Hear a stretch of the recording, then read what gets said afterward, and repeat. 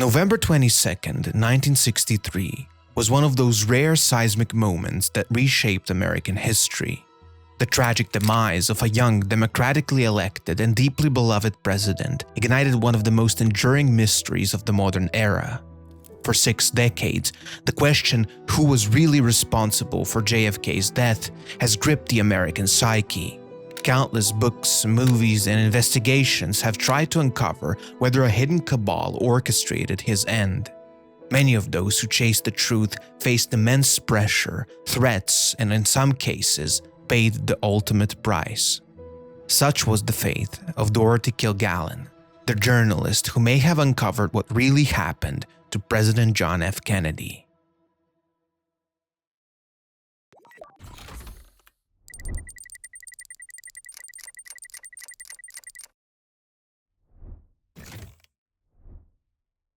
The news of President Kennedy's death spread like wildfire, plunging the United States into a state of profound mourning.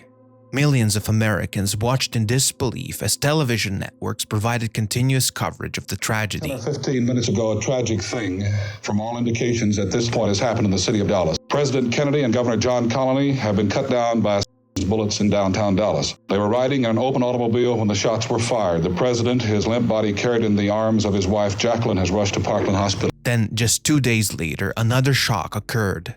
The man accused of killing the president, Lee Harvey Oswald, was himself gunned down on live television by Jack Ruby, a shady nightclub owner. Being let out by Captain Fritz. There is a prisoner. Do you have anything to say in your defense? The deaths of both President Kennedy and his alleged shooter Lee Harvey Oswald sent shockwaves throughout the United States and the rest of the world. In the midst of all of this, the federal government launched what seemed to be an extensive investigation. The newly sworn-in President Lyndon Johnson established the Warren Commission to examine every piece of evidence surrounding the shooting.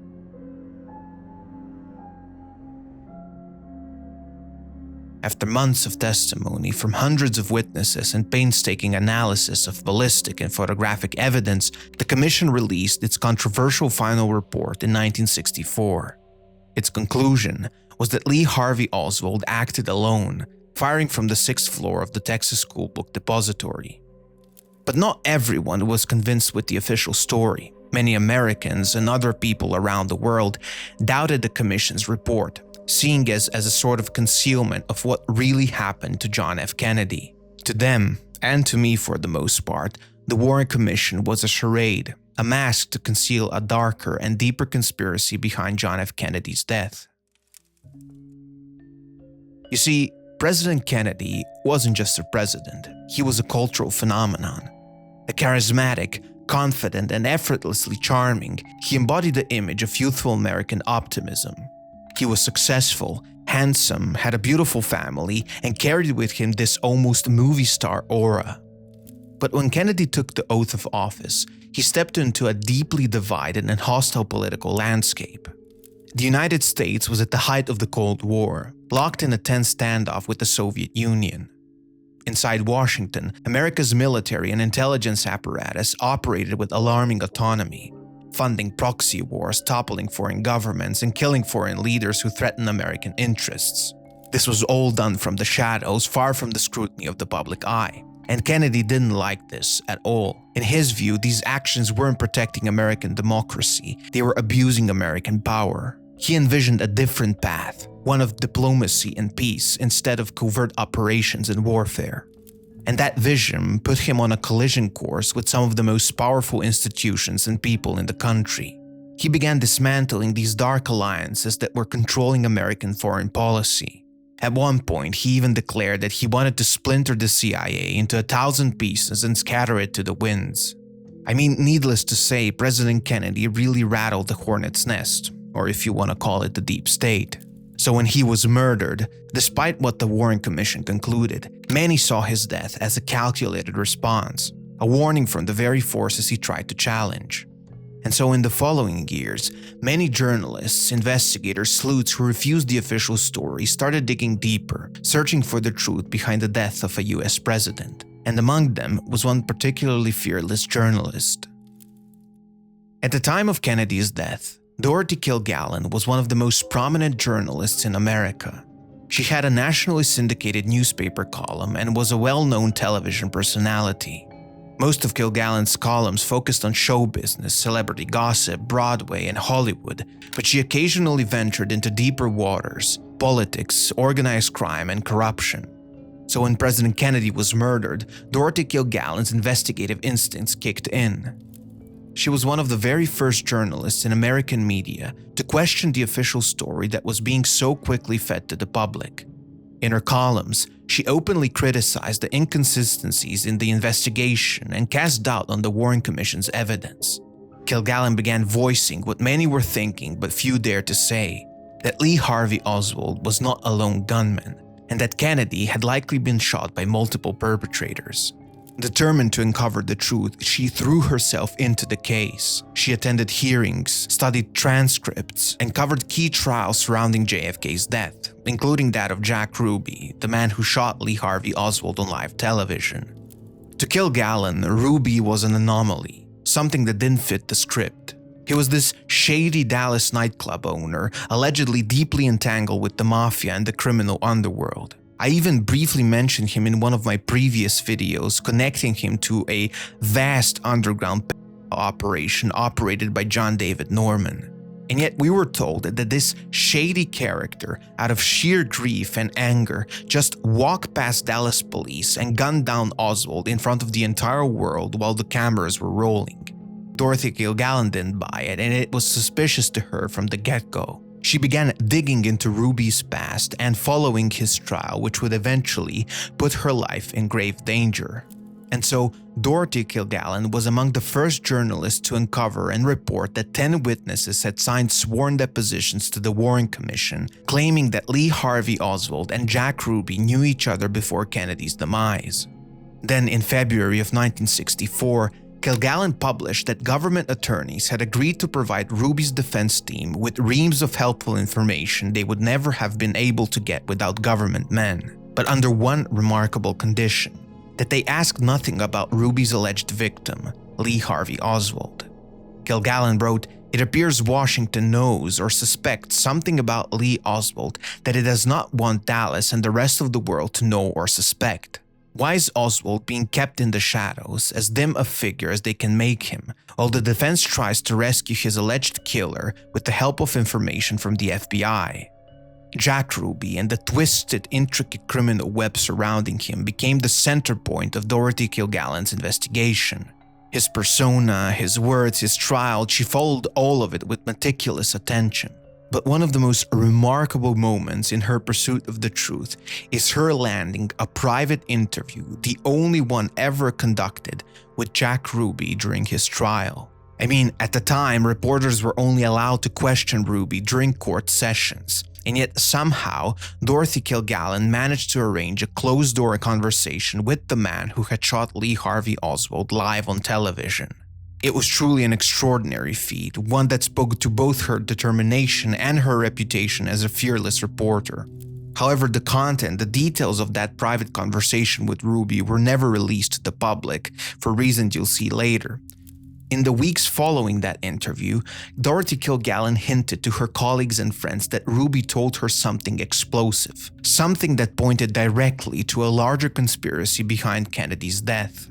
I mean, even if we disregard Dorothy Kilgallen's secret files on him, Jack Ruby remained one of the most puzzling and underexamined figures in the entire JFK saga.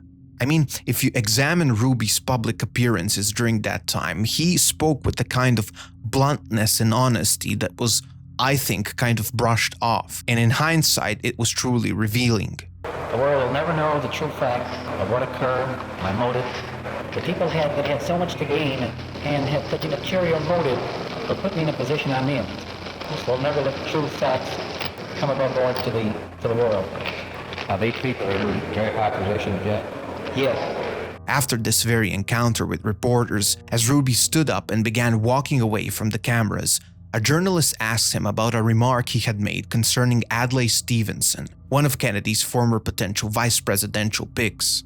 Ruby turned and replied, "When I mentioned Adlai Stevenson, if he were vice president, there would never have been an assassination of our beloved President Kennedy." When pressed by a reporter to explain what he said, Ruby simply replied, "Well, the answer is the man in office now." He was referring, of course, to Lyndon Baines Johnson, who was implicated in many JFK theories as one of the main orchestrators of JFK's death, fueled by his deep state political motivations and, frankly, a jealousy towards JFK. In the years that followed, Jack Ruby continued to insist that he knew who was behind President Kennedy's murder.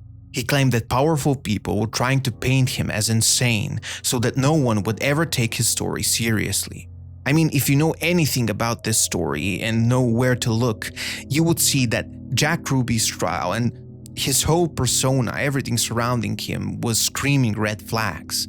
I mean, Ruby's psychiatrist during the trial was Dr. Jolly West, one of the key figures in CIA's clandestine MK-Ultra mind control program. What it basically was is a clandestine umbrella operation operated by the CIA and the military in the United States that was meant to create a Manchurian candidate, a kind of perfect killing machine who wouldn't remember his deeds afterwards. And Dr. Jolly West, who was Ruby's psychiatrist, was one of the main figures in that operation. Ruby saw himself as a pawn in a much larger game, and that he had been blackmailed into shooting Oswald by people who threatened to expose his own criminal dealings, including alleged gun-running operations connected to Fidel Castro's Cuba, and, as I mentioned, perhaps some other crimes. In his final words to another psychiatrist, Ruby said, "I am doomed. I do not want to die, but I am not insane. I was framed to kill Oswald." Dorothy Kilgallen was following all of this. She was following every twist and turn of the JFK investigation and the subsequent trial of Jack Ruby with a laser focus. She was getting closer and closer to the truth, especially after her interview with Jack Ruby. She told her friends and colleagues that she was on the verge of publishing an expose that would reveal probably one of the biggest conspiracies in American history.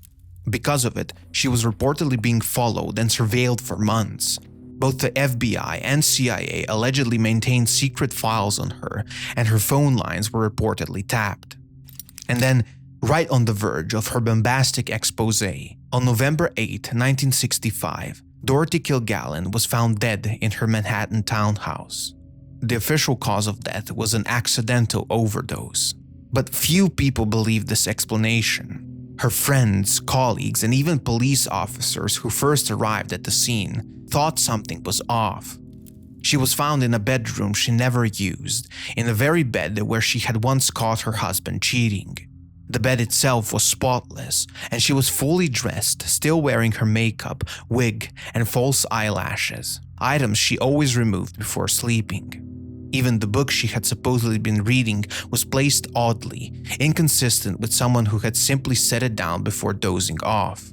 New York homicide detectives didn't reach her home until 6 hours after news of her death broke. Detective Jack Doyle, one of the investigators, later revealed that Kilgallen's body contained a high level of nicotine, despite the fact that she didn't smoke. And nicotine, when injected into someone, can cause a heart attack.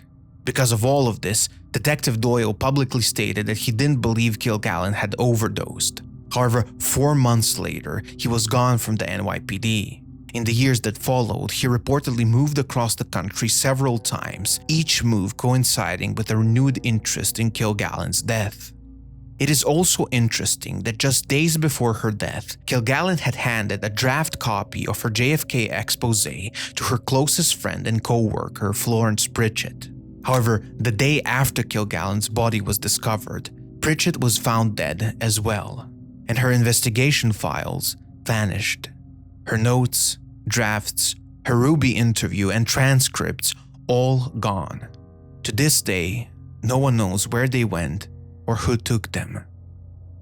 Dorothy Kilgallen is just one of many people who paid the ultimate price for simply seeking the truth of what happened to a democratically elected president.